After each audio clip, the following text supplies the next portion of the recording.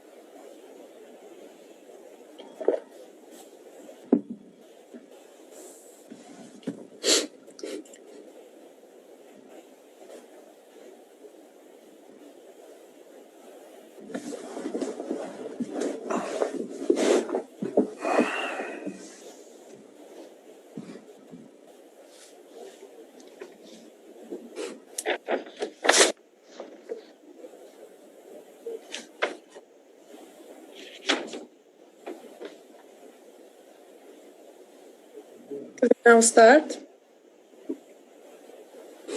You're all ready. Okay, thank you.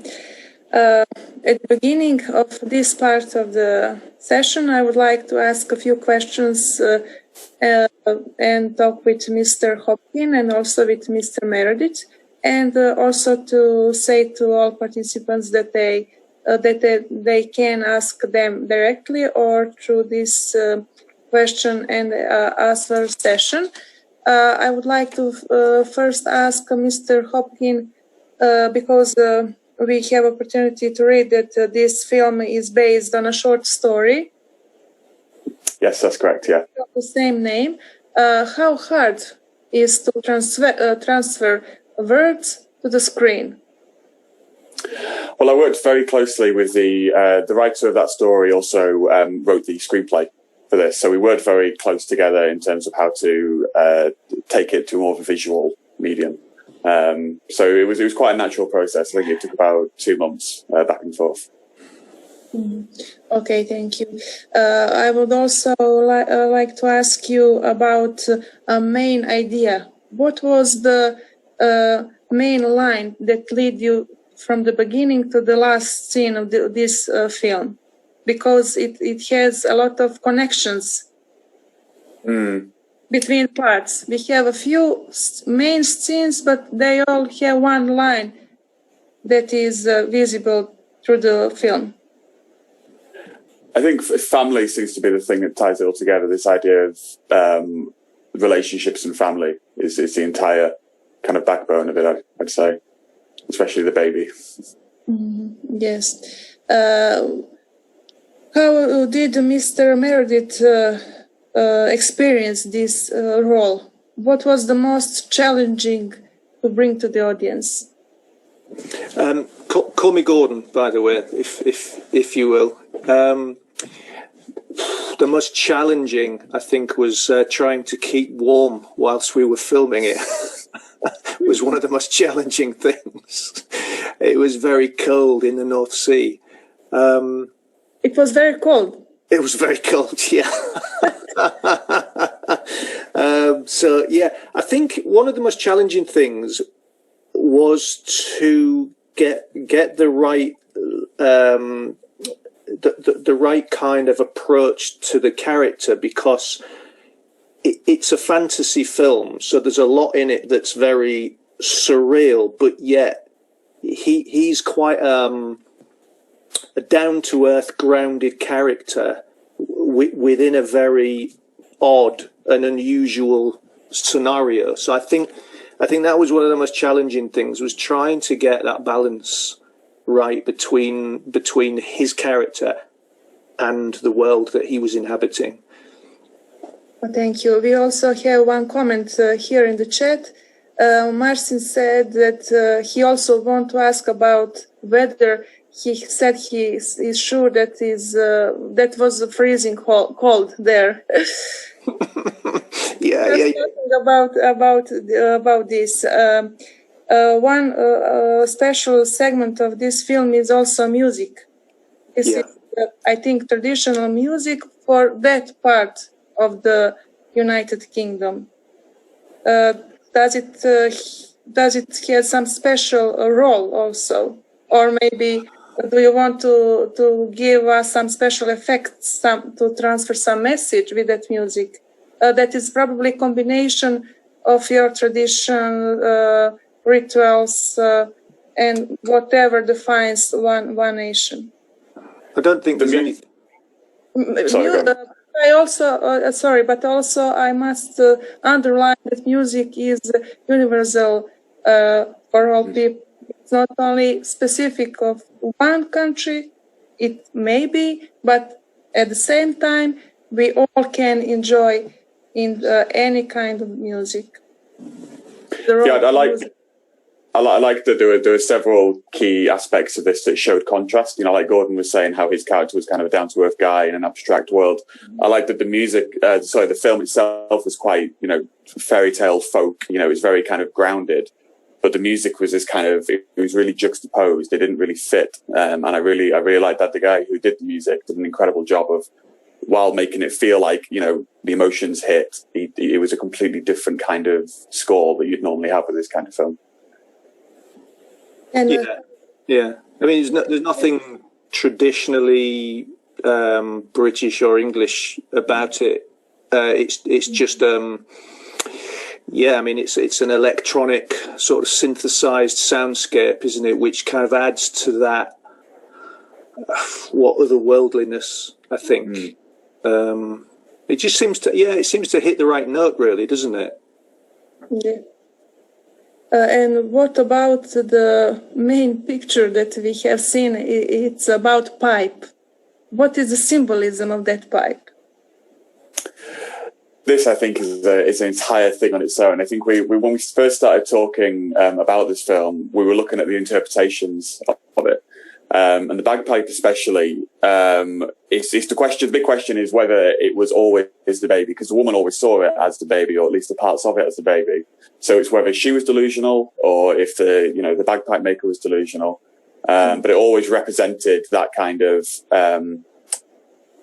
It was what was bringing all the characters together in this film, was this main bagpipe. So it had this kind of childlike aspect there. It was a structural part of this weird family that we see in the film. And for Gordon, how do you connect with that pipe with quotes? Yeah, I think another sort of strand is this kind of idea of it's connecting music and tradition, and the bagpipes, which are very traditionally Scottish, but also Northumbrian, which is the northeastern part of England. Because I think the idea was that where the film was set kept kind of heading south, didn't it, Chris? Because it was originally going to be set in Scotland, then it was going to be set in Northumbria, and it kind of was coming down the east coast, and then eventually we set it in East Yorkshire, which is this landscape that you see. But I think there's something also about a kind of a rebirth, as in the bagpipe maker is doing a very traditional folk, sort of linked to the folk world occupation. Is he plays and he repairs and he makes bagpipes, and like you said at the beginning, his father did, and his father did before that. And so I think there's a sense of sort of rebirth of an old industry, and the birth of the baby. I think that's all tied in. So there's that kind of traditional link with that, I think, and that this guy is a long line of a family that have been steeped in the folklore of the area for a long time. I would like to ask participants if they have any question now. They can ask our both guests, or they can just type through the chat. I can see that we have more than 10 people here included, so please be free and ask if you have any questions at this moment. But if there is no, as I can see here, I would like to ask one more question. It is about baby. What does that baby represents? Is that baby maybe our desire to create and live some better world, especially nowadays when families are dislocated? Yes. Yeah, I mean, I'd say there's a certain interpretation of this film that could be seen as, the bagpipe maker, as you say, has come from generations of, work, and he's clearly very focused on work, and that's all he seems to focus on. Whereas the woman's introduction to this film, along with the baby, allows him to start becoming more concerned with being a human, being a good human than a good bagpipe maker. So I think the baby in a sense represents a shift of focus for him becoming, a human being. And Gordon? Well, I've got maybe a bit of a sarcastic take on that. I saw this as the bagpipe maker being a really kind of like, loner, living his own life. And then along comes this crazy woman and gives him a baby and traps him into this new world of parenthood, which he never asked for. So, you could look at it like that. If I may notice, in one moment, I have the impression that he thought that maybe everything was a dream. Well, yeah. Especially when she was angry and aggressive. It maybe to be a dream. Yeah, a nightmare maybe, rather than... You are very inspirative for the interviews. I would like to ask, we have a few more minutes, but this is the film where we don't hear many words. There is a lot of music and a lot of beautiful scenes.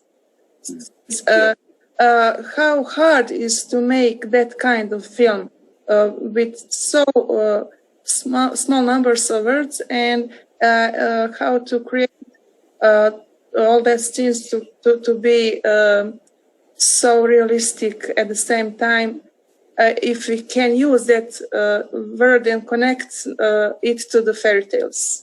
How hard to compose all that in one film? Main idea, a point of the story, no words, a lot of scenes, but only a lot of symbols in a half an hour.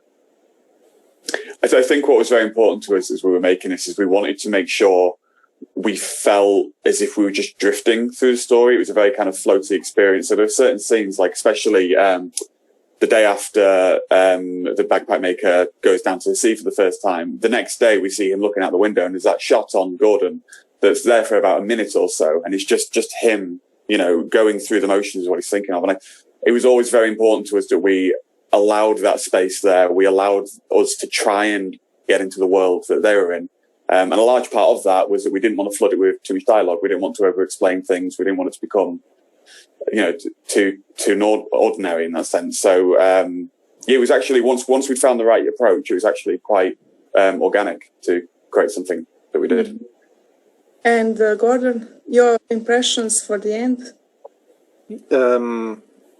I think just on how hard was to compose all these elements? Yeah, I think one thing I really like about it is the landscape. It's a very particular landscape. It's the East Yorkshire coast of England, and it's a very low lying flat cliff, of boulder clay, and the erosion is quite significant. So the sea takes about 3 meters of that coastline every year, which is just washed away into the sea. So you've got this sort of very transient, sort of temporary coastline. A lot of the land that we stood on then filming it has now gone. It's gone into the sea, and you get these wild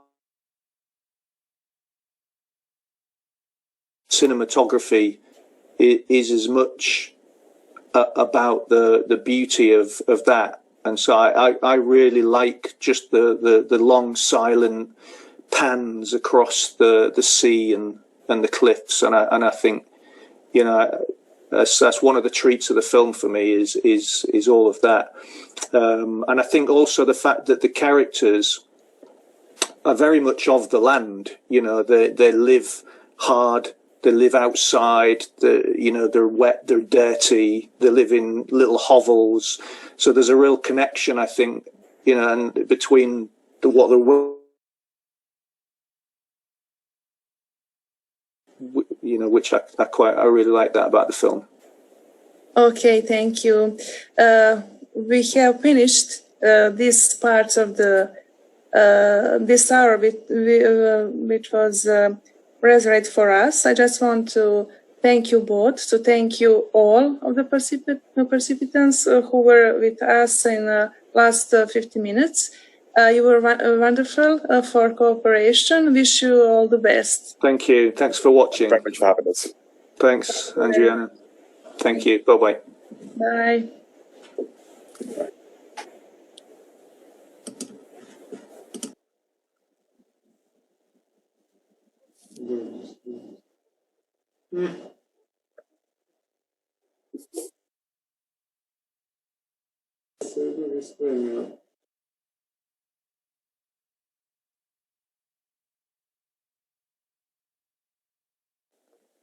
Moderator, the Q&A session has ended. You are free to speak at your own pace.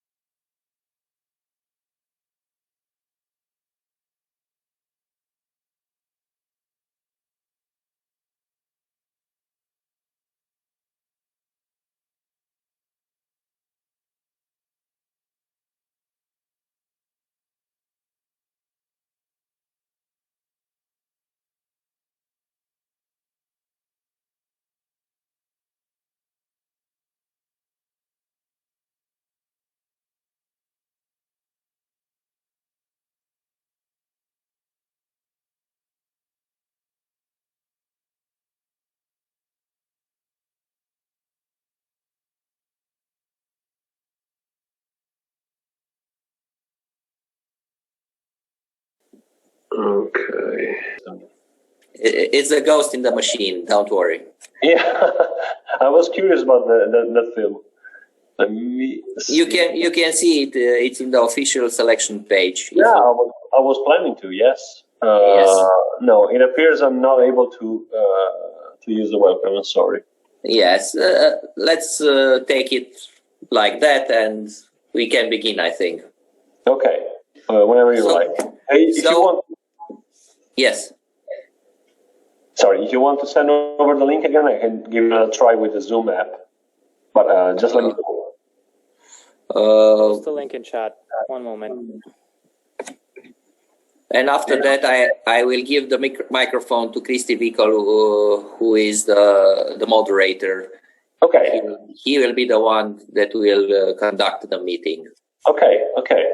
Okay, so Kristi, you are now in charge. Hi. So we're just gonna wait another couple of seconds, then see if Giacomo can reconnect using the new link. Yeah. Hi, Christian. Nice to meet you. Hi. Yeah, me too.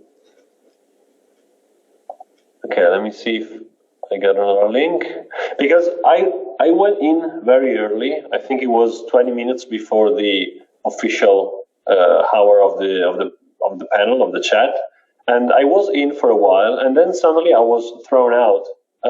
Maybe because I was seen as I don't know, infiltrating in the previous panel, and since then I'm not able to go back in. No matter how hard I try. And it's because of the bot-like image and name that appeared instead of your actual name. Okay. When you initially logged into the waiting room, it showed up Hive Division and a picture with the logo of Hive Division. It did not display your name. We simply it's our company. It's the default when I got in with our software. Understood. We assumed that it was simply a spam bot and we removed it from the lobby. Oh, sorry about that. Are you sending over another link, or should we go like this? The link is already in chat. If you require, I can send it via email. Oh, sorry, I didn't see it. Just a second. Is in this chat? Okay. No, yes. Now I see it. Okay. Just give me a second. Let me see if... Okay, open Zoom. No, still the same error. Understood. I guess that's the best we can do. The cloud app doesn't let me use the webcam, so I'm afraid this is it, I guess. Understood. Video check failed. Moderator, you may proceed at your discretion. Okay, excellent. So hi everybody. Hi Giacomo, thanks for coming. It's a pleasure to have you. My name is Kristi Vikol and I will be the moderator for this session for the next, well, I guess 35 minutes or so. So in this panel of the Galactic Imaginarium Film Festival, we will have a screening of La Fiamma, which means The Flame, a movie made last year, I believe, by our guest Giacomo Talamini, which I think it's his first movie as a director, but he is an outstanding already presence in cinematography, and he has Hive Division, which is a production company through which, maybe I'm mistaken, I'm not sure, he made or he participated in Metal Gear Solid Philanthropy, which is a fan movie made after Metal Gear Solid, the video game, which I think is just absolutely awesome. And as everybody already knows, still knows, I guess, is that Italian cinematography is one of the greatest in the world, without a doubt. We have awesome directors known all over the world, like, you know, Antonioni, Bertolucci, I don't know, Dario Argento. But then we have, you know, science fiction and fantasy and horror directors, which made great works, like, I don't know, Brescia or Fulci, And then we have Giacomo Talamini, which his movie, and I'm not just trying, to exaggerate your role, but I've seen your movie, which is going to be presented shortly, and I think it's absolutely great. It's for those who haven't seen it yet, and will in a couple of minutes. It's I believe it's quite an elaborate and complex piece of movie making, which is exploits what is hidden in the shadows, and by exploiting what is hidden in the shadows and is not perfectly visible, it sort of builds up to this sort of unknowing terror which haunts us, but it does not necessarily haunt us only as a physical presence, but an interior one. And it creates a beautiful story, I believe, of death and rebirth, and all of this through amazing cinematography, amazing soundtrack, amazing video, amazing acting, and because we had this interruption before. I will post the link and we shall watch it, and afterwards we shall have a Q&A session with the director. And please, for those who have questions and want answers to their questions, you can post your questions in the chat and I will pass them to the director. So I posted the link. The movie is called La Fiamma, or The Flame. Please let us watch it together.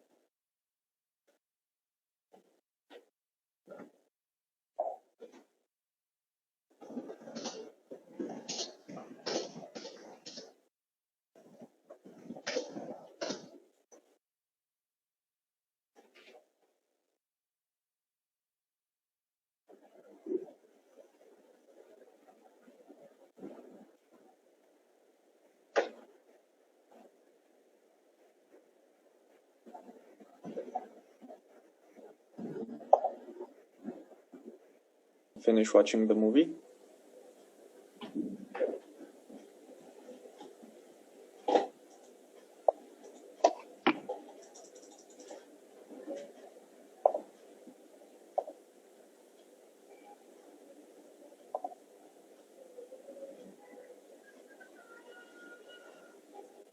Well, I guess everyone did.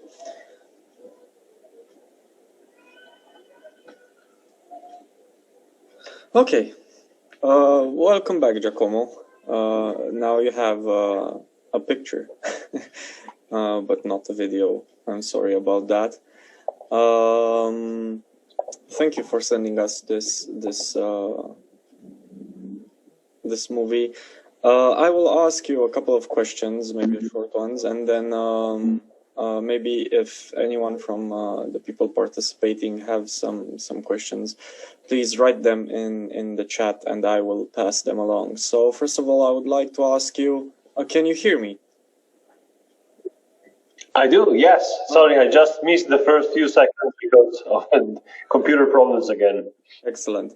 All right. I would like to ask you. I'm a writer as well, and the first thing I'm looking when I'm watching a movie is the story. The story is as we all know and needs not to be said, quite important. And I would like to ask you, where did you get inspiration? Because as far as I know, you wrote the screenplay for this movie. Where did you get inspiration to write this dark, brooding story, which works so well in as a story and as a visual medium? Oh, thank you so much. Actually, the idea is pretty old. I wrote this short film in 2011, and so a lot of time ago. And then the project was put in a closet, waiting for the right time to shoot it, because as you pointed out before, my day job is actually running Hive Division, which is a video production and VFX studio, and so I rarely have time to direct my own projects. I try to make time every now and again, and I really accumulated much pressure on this one because it has been sitting in my closet for a lot of time, and I always dreamed about being able to shoot it. And finally, last year, we were able to do so. The inspiration from the story, it sort of came out naturally because at some point in 2011, we were part of a competition let us call it a competition for producing a short film, which was related to childhood and imagination. And me and a couple other screenwriters that I usually work with, we came up with ideas, and the ideas for The Flame sort of came out of nowhere. It just fell from the sky, and it was already a fully formed vision of the story as you see today. Then when we approached the shooting, the script, the actual script was changed a lot, based on impression from the head of the department, from fellow screenwriters, from Paolo, the assistant directors. So it incorporated a lot of different ideas, but the basic structure is very old, and it has been sitting in my imagination for the last 10 years. And it has a certain depth to some film that I love. Well, you probably saw a bit of The Villager from Shyamalan. You probably saw some other influences, and a lot of Del Toro, and a lot of other, of my references, of my my idols, so to speak. Yes, I did want to ask you about if one of the influences was M. Night Shyamalan's The Village. Though this there was a twist which is debatable. People have debated on its quality or not. Here there isn't any, but the theme is sort of taken from there. Another question I would like to ask is, how did you work, and what was the process of making the scenery and the design of the beast, the suit the father wore, and the book, as they are, and the sculptures of the old man, they seem to be the three most striking elements, and they are of very high quality, as far as I believe. And who came up with the idea? Where did you draw inspiration from to make up the imagery of these aspects? Well, since we do a lot of production and a lot of VFX work in the film industry in Italy, we often come into contact with great artists that we work with on big projects, and then we sort of save the fun of collaborating together also on smaller personal projects, such as this one. For example, the creature, the Withered, it was sort of invented by me as a general concept, which in turn was inspired on the real legend of these peculiar people we are portraying in this short movie, which is the Cimbrians. And they have a monster in their mythology, which is somewhat similar to the Withered. It's called the Gebele. And I took that general concept, which is very common all across the Alps. It's a typical monster archetype, which is common in most Alpine mythologies, and we work on that with Leonardo Cruciano, which is a very excellent artist, which works in Rome. He is the president of Machinarium, which is a very well-known practical effects and special makeup company, which also won multiple Davide Donatello, which is the Italian equivalent of the Oscar, if you like. And he's a great artist. So we came up with the overall design of the creature together, and he in his lab created it.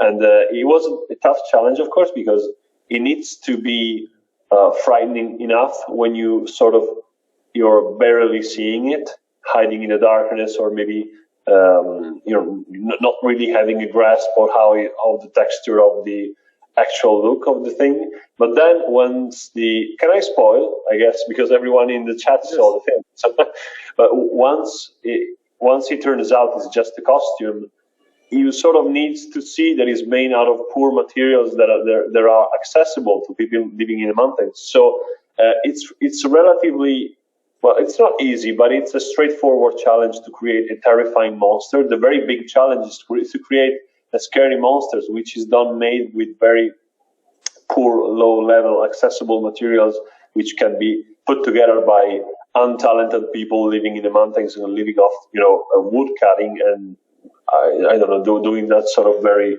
very poor and ancient jobs in remote villages. So that was the challenge. Then the book was done by Lamberto Zeriti, a friend which worked in Heavy Division for a long time. He's actually a storyboard artist and matte painter, but he also he likes also to draw images with this childish style. And then he cooperated with Mattia Gri, which is my historical director of photography. I always work with him. But he's also sort of a craftsman, because he has a lot of working tools in his garage, and so he can also work with wood, engraving. He did the physical part of the book, while Lamberto did the illustrations. Mm. And again, the little statues, they were made by Francesco Sasseverino. He's a friend. He's a top cosplayer and also a costume designer. But he also toys with he's also a great prop master. He likes to work on scenic objects. So he came up with all the statues based on a common design. You get all this, all these people working in film productions, and then when you have your small personal projects, you sort of choose the one who you think you're going to have the most fun toying with and playing with. The good thing about low budget projects such as La Fiamma is that everybody is on the same level. It's a very compact crew, and the pure fun of filmmaking is always at the center of the whole experience. Yes, but what is great in my perspective is, even if you said it is a low budget production, it doesn't feel like one, and that's probably because of the quality of the artistry and the artists. which participated in this project. And I would like to ask you, so it's outside of the house. Is it shot on location? Because it seemed like it was shot on location, and I think that entails some particular problems, being winter, being snowy, being cold. Or is it just a very well-crafted illusion that actually the film takes place there, and the camera crew and the director and all the people involved were there? Well, all the interiors, the little hut in which the main action takes place, is actually, it's up in the mountains. It's a sort of a small museum of agricultural life in the Veneto Dolomites. It's in the middle of a tiny town, a delicious town called Sappada, and it's not much bigger than what you're seeing in the film. It's very compact. It's that main ambient with the fire, which was used to smoke sausages. I don't know the exact. I don't know how to translate it properly because it's a very, very local term. It's suppressed, and then there are a couple minor ambients on the side. While all the exteriors, they are actually a mixed, a patchwork of different actual location, which they were all very, very cold locations. Of course, there is I'd say 5 of them are combined to give a seamless idea of a coherent exterior to the hut and the village. But they were actually shot in many different places. There is a place called Valdisdendo, which is not far from Sappada, where we shot the establishing shot of the village, if you like, the one at the beginning with the snow coming down, and then the village is waking up with the torches at the end. And then there are a few other shots which are shot in the Asiago Plateau, which is a bit far from there, like the one with the deers at the beginning. They were all very beautiful, but very cold and uncomfortable locations. And we worked very hard to make it look like it's a coherent ambience around the village, which is actually not. Well, but it did came out in the end exactly like this, because it is seamless. I mean, you can't tell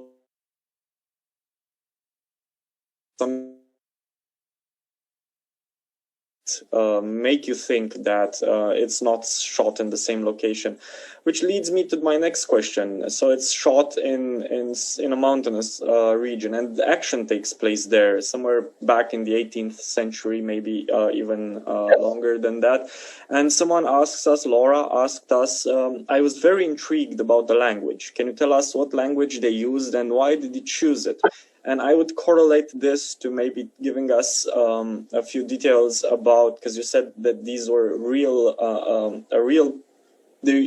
people based and from which you drew inspiration, probably from back in the 18th century. So who are they and what is the language?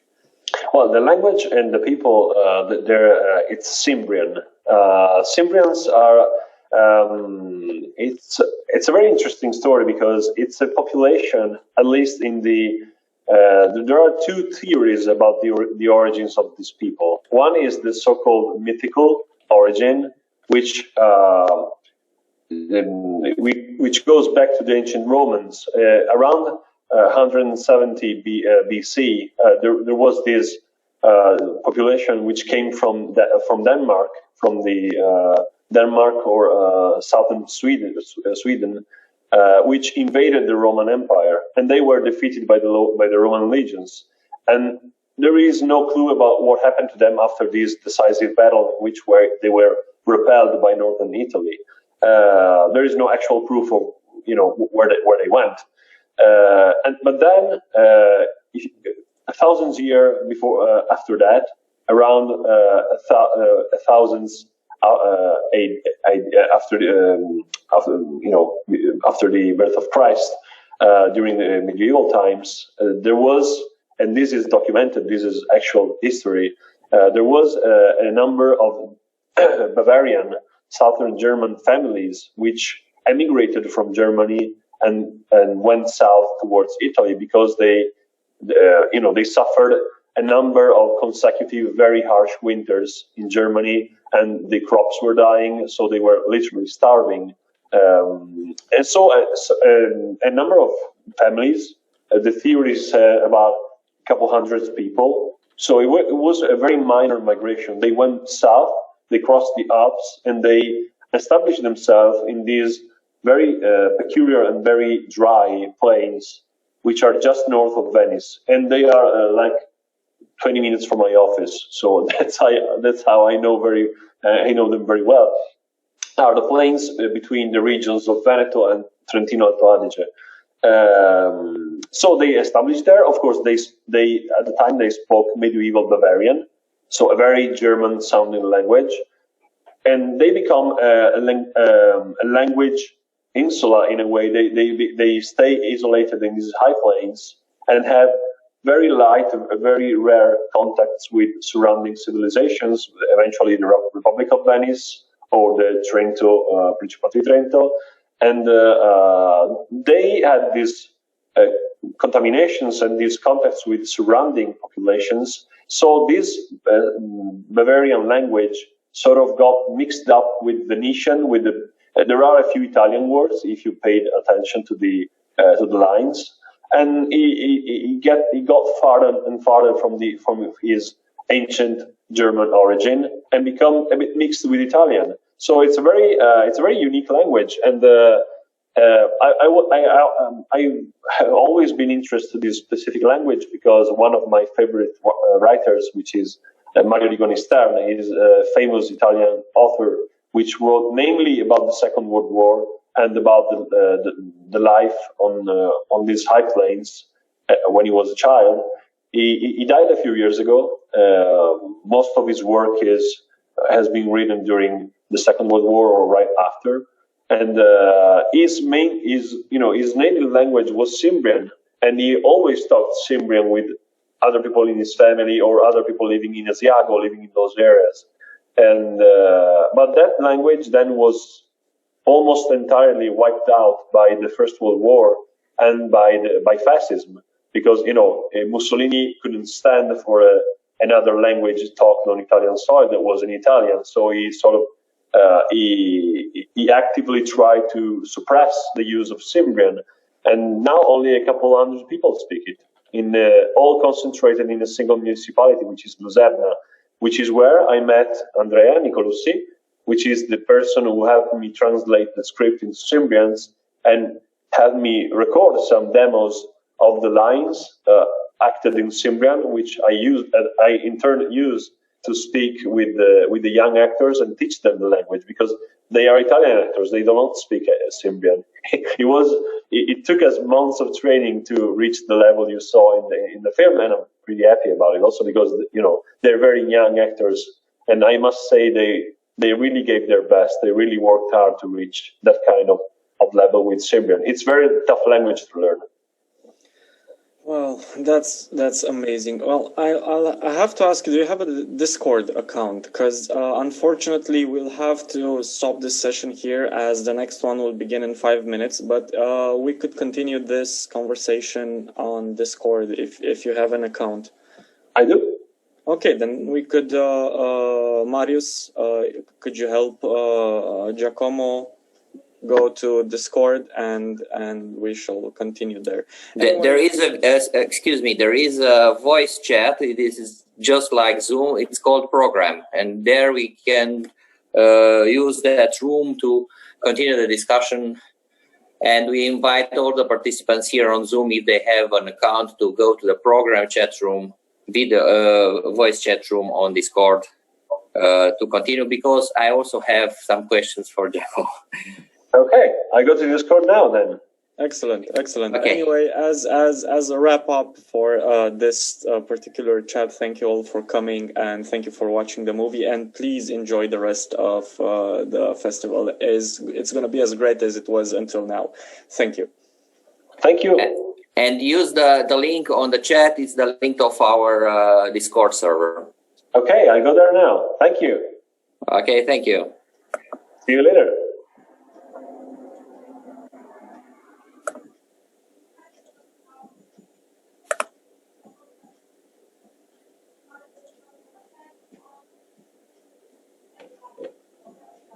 Mă auziți? Eu te aud, da. Bun. Dar cred că s-ar putea să te aud de pe Zoom. Deci hai să închidem Zoom-ul.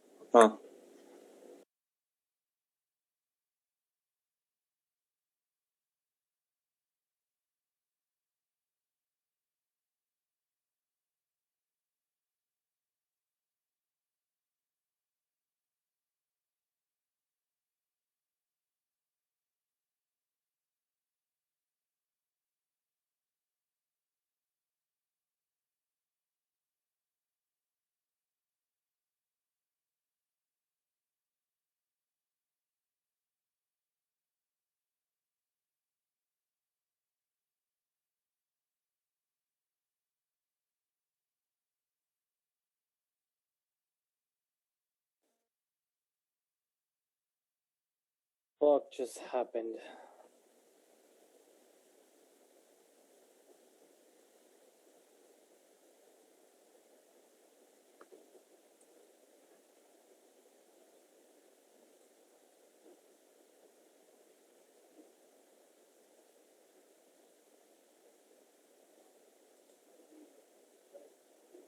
Esther, you there?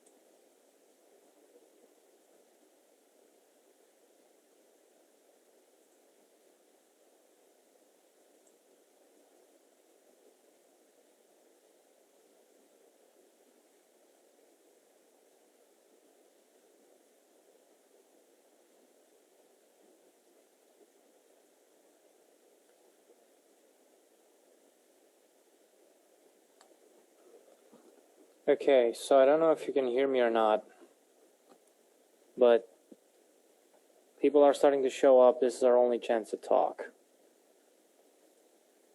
How is it looking on your end? I managed to save the video file of this meeting. Everything seems to check out fine. How are things looking on your end?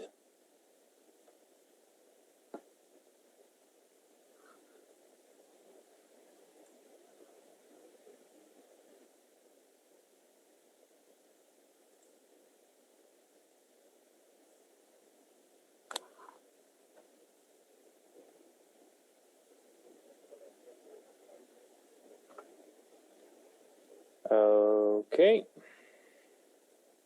that's fine.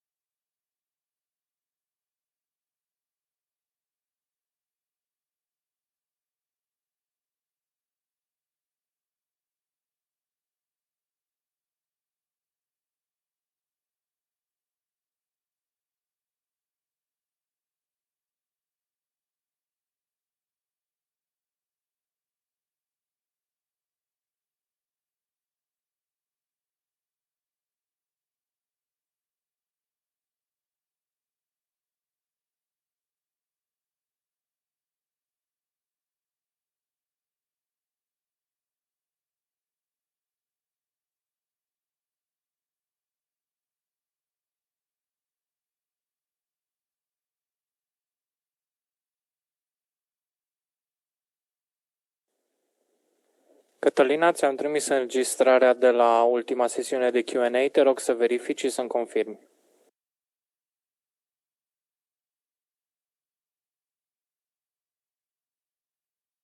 Da, am primit, mulțumesc.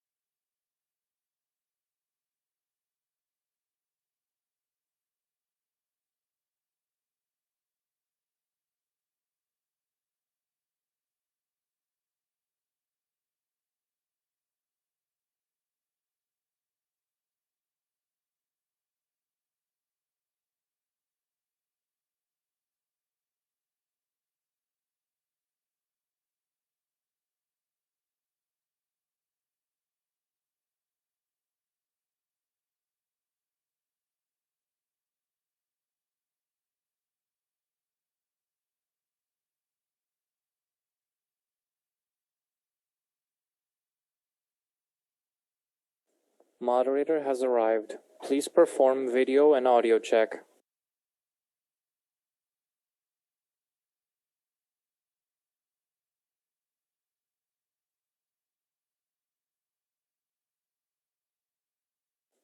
Moderator, please perform audio and video check.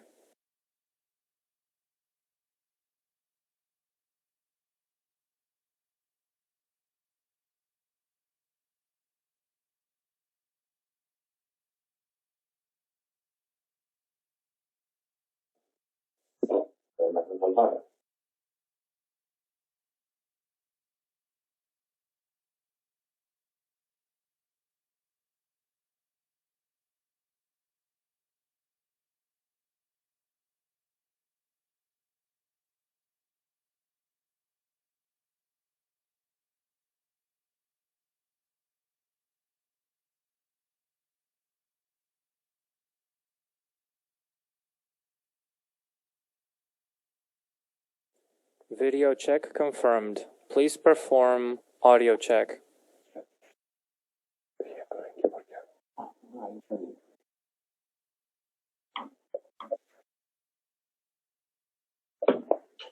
Bună seara, iubitul, te aștept și când...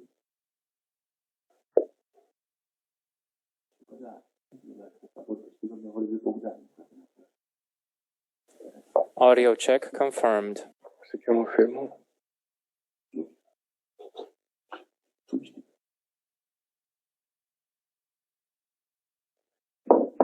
Știu cum s-a schimbat ceva.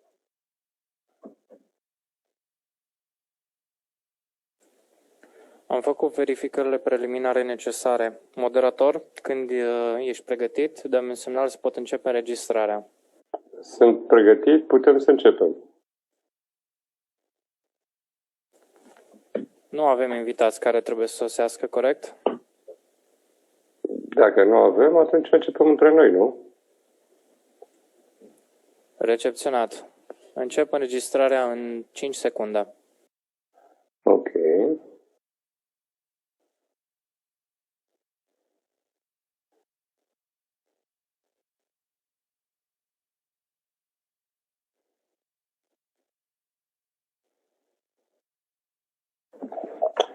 Bună seara! Doriți să vorbim în engleză? Hello, good evening. We will start to see a film, a short film, who is in competition in the program of the festival Imaginarium 2020 from Dumbrăvița. And after the film, if you already had the opportunity to see it, or if you will see today and now with us, we will have a Q&A, as short as you like to, about the movie, about the screenplay, which is absolutely necessary, about the different departments which they work together in the idea of making a good movie. And I'm meaning now about the camera, the operator, the art department, costume, actors, of course, and about spatial effects, because probably there will be some of them in a S5 movie, and of course about the music which encounter you in the atmosphere of the film. So I'm waiting you in the final of that movie. Thank you very much, and I wish you a nice view.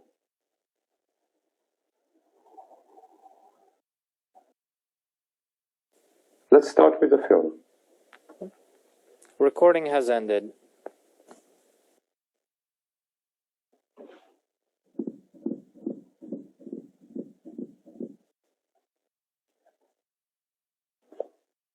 Înregistrarea a fost încheiată momentan până la reluarea sesiunii de Q&A. Perfect. Pornim filmul? Îl pornești tu, da?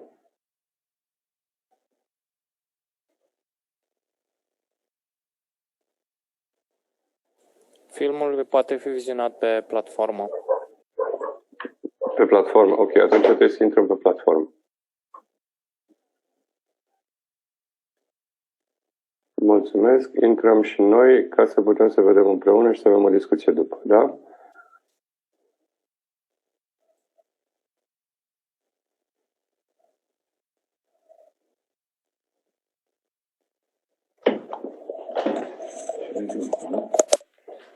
Da, hai să vedem.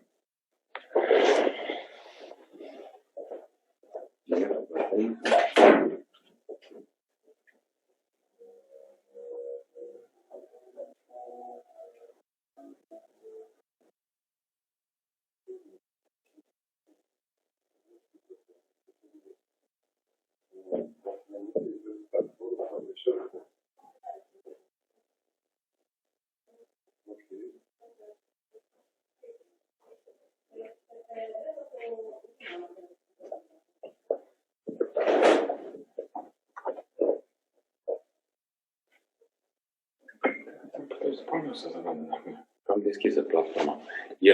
E la filme în competiție sau la refuzare?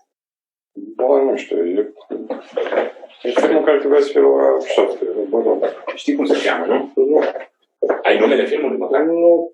Ce? Ar putea să-l caut, dar nu...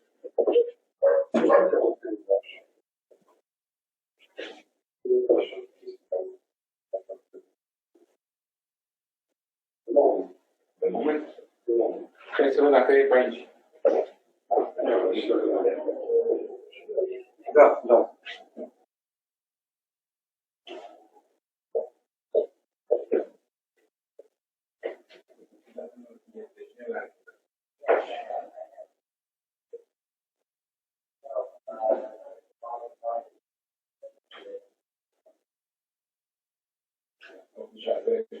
Da.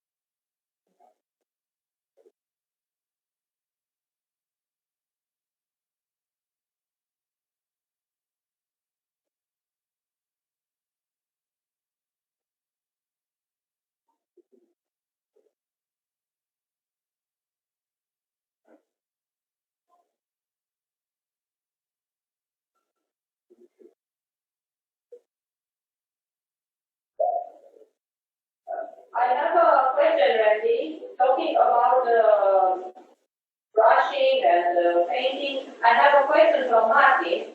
From what material do you make those models? He said that that's amazing, and he will check your channel.